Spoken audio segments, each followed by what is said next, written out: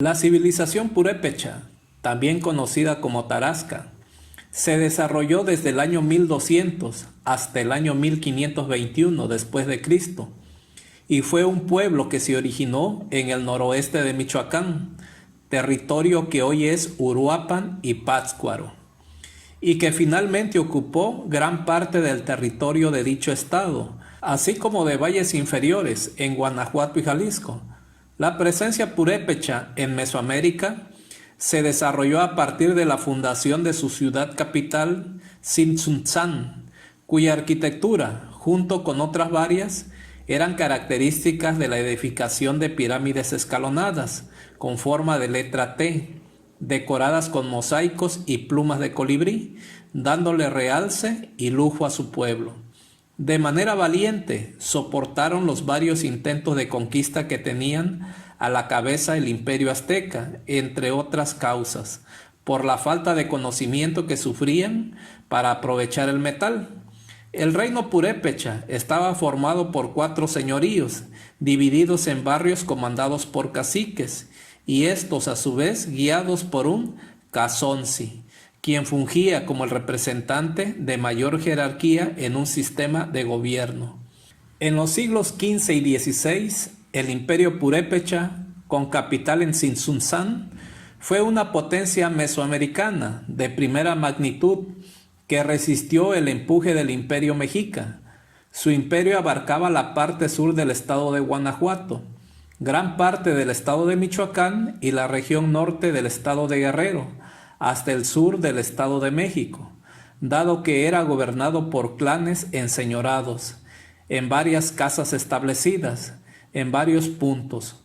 Podría hablarse de una confederación de estos a partir de cierta época de su historia hasta la invasión española de sus territorios. Su éxito militar y económico se debió en parte a que los purépechas eran hábiles trabajadores de metales como el oro y el cobre. Este factor sin duda ayudó a mantener su independencia de los aztecas. Los purépechas antiguos eran hablantes exclusivos del idioma purépecha, una lengua aislada que no guardaba relación histórica demostrada con ninguna otra religión.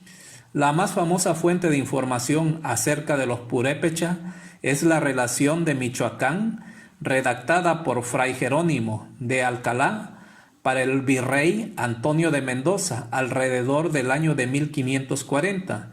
El mayor personaje en la historia de los purépecha es el rey Tariacuri, sacerdote del viento, nacido en el siglo XIV, un símil de Topoltzin, Quetzalcóatl, durante el reinado de Tariacuri. El pueblo purépecha se consolidó con un poderoso imperio, cuya influencia se expandió enormemente a lo largo de Mesoamérica. Al final de su vida, Tariacuri dividió administrativamente su imperio en 3 reinos, uno resguardado por su hijo Iquinagare y el otro por sus 2 sobrinos Iripán y Tangaxoan. Posteriormente, Ajayacal, emperador de los aztecas, invadió el imperio purépecha, lo que llevó a que se unieran los 3 reinos hasta entonces divididos en uno solo, con Tangaxoan I como rey del imperio reunificado, que logró expulsar finalmente a los mexicas del territorio purépecha. Sin embargo, los conflictos entre náhuatl y purépechas no terminarían, ya que después de la derrota de los mexicas se comenzaría la guerra satélite.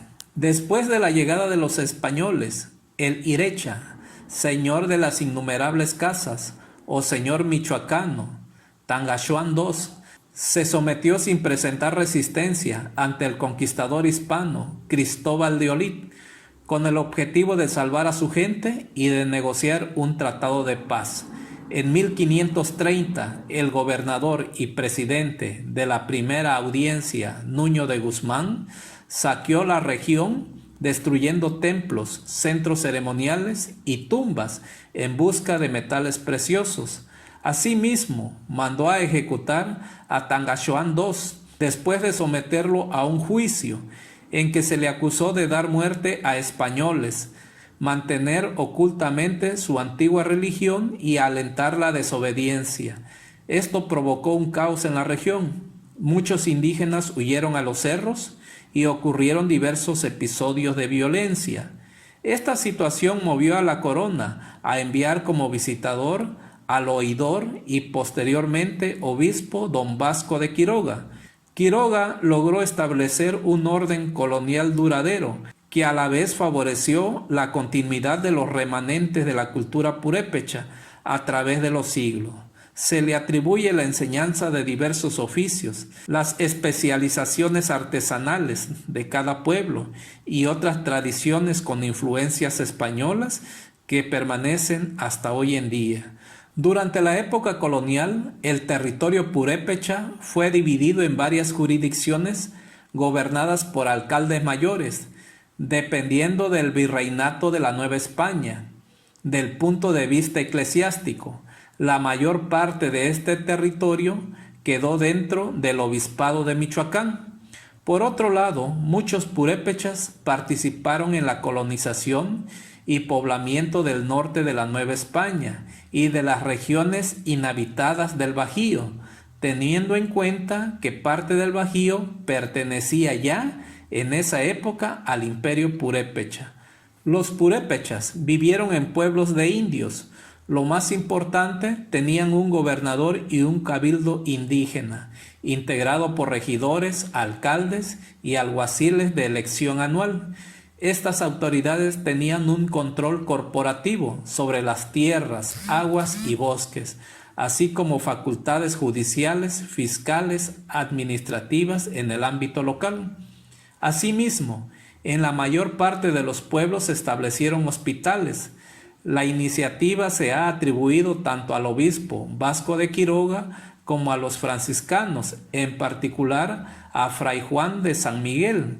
Estos hospitales, además de sus funciones propiamente médicas, tenían propósitos educativos y de asistencia social. El ejemplo más notable es el de la Fundación Quiroguiana de Santa Fe de la Laguna. La población purépecha fue duramente afectada por las epidemias en el siglo XVI, particularmente por el cocolistli o teretsecua del año de 1576. A fines del siglo XVI, la corona española procedió a un programa de congregaciones o reubicación y concentración de pueblos, lo cual provocó la desaparición de muchas poblaciones menores. Características de la cultura purépecha. En el aspecto cultural, mantuvieron un relativo aislamiento en relación a otros pueblos mesoamericanos. Esto quedó reflejado en su idioma, distinto al de otras culturas.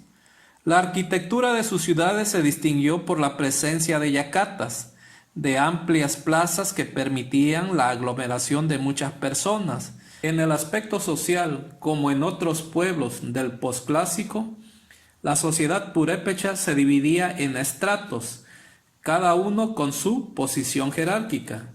El Cazonsi o Irecha se encontraba en el punto más alto y su autoridad abarcaba todo el imperio tarasco.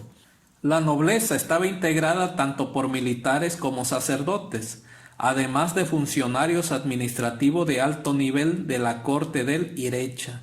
Artesanos y comerciantes vitales para la economía ocupaban el tercer escalón.